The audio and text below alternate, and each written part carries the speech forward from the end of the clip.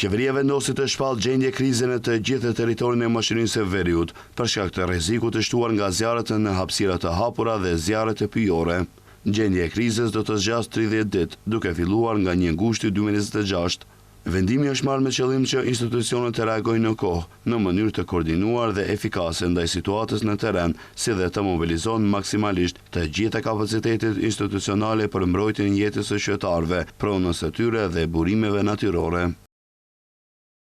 Do të aktivizohet shtabi kryesor pranë qendrës për menaxhimin e krizave, i cili do të jetë në seancë të përhershme. Brenda 24 orëve ai do të hartojë një plan veprimi për parandalimin dhe përballimin e zjarreve, një pasqyrë të burimeve njerëzore dhe teknike në dispozicion, si dhe një plan për veprim të koordinuar të gjitha institucioneve kompetente.